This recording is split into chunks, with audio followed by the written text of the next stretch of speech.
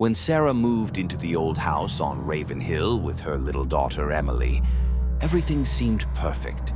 The rent was cheap, the view from the windows was breathtaking, and the neighborhood was quiet.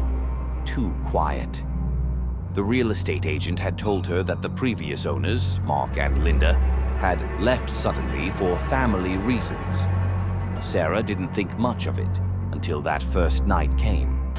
It was close to midnight when she heard light footsteps coming from the upper floor.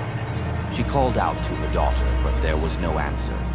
When she entered her room, she found Emily crying and saying, "Mom, the lady was here again." Sarah thought the little girl was just having a nightmare, but when she turned toward the door, she saw something that froze the blood in her veins. Wet footprints, stretched from the hallway all the way into the room, even though no one had entered the house since evening. From that night on, everything changed.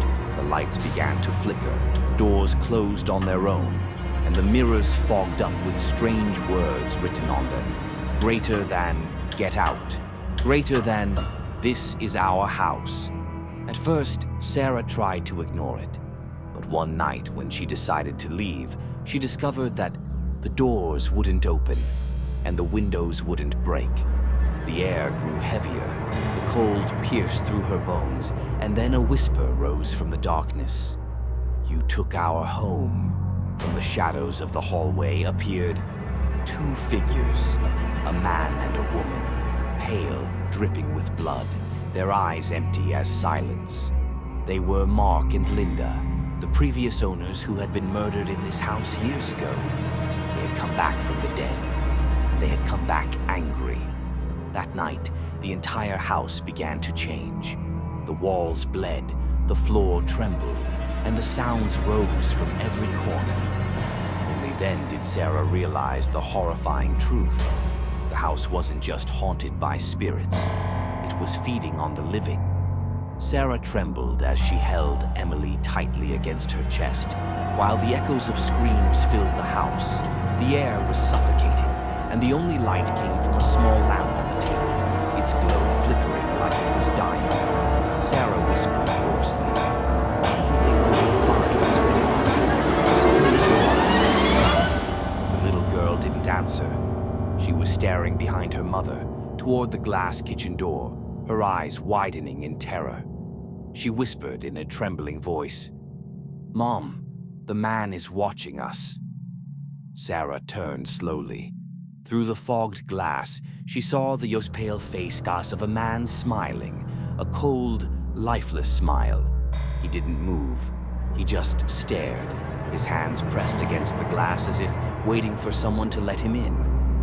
Sarah backed away, clutching her daughter, and suddenly she heard another door creak open slowly at the end of the hallway. She turned, and there stood a woman in the shadows, her hair wet as if she had just risen from a waterlogged grave, her voice whispering from the depths of the earth. "Greater than, give us back our child. She looks just like my daughter, the one they killed here."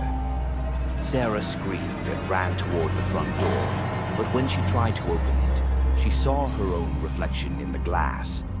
And then, the woman's face behind her, smiling in the reflection, though she wasn't smiling in reality.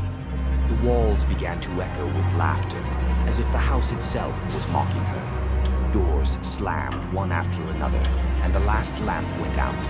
In the darkness, only the child's voice could be heard, trembling with fear. "Mom, he's inside the house now." And then everything went silent. A silence broken only by the sound of breaths that weren't human. Drawing closer and closer, the darkness began to swallow the room. Sarah could no longer tell if the breaths she heard were her own or those of the things that filled the house.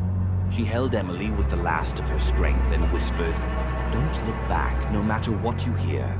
Don't look." But the girl was crying quietly, her wide eyes fixed on the moving shadow behind the door. Suddenly, the sound of shattering glass filled the room. The glass door broke by itself, and a wave of freezing air swept through the house. The woman's eerie voice rose from the hallway. "You'll never leave. This is our home, and this is the price for the life you took from us," Sarah screamed into the darkness. "We didn't take anything. I just want to save my daughter."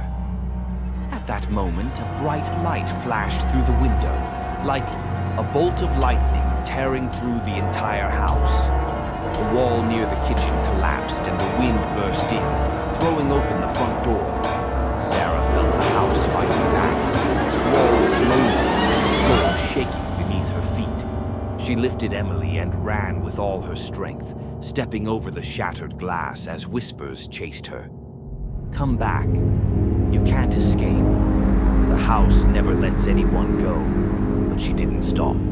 Her heart pounded like war drums. The air behind her screamed like a dying creature. And as soon as they crossed the doorway, silence. The wind stopped. The voices vanished. Sarah turned around. The house stood still, dark, no trace of light inside. She hugged her daughter and started walking shakily down the dirt road. Before descending the hill, Sarah looked back one last time.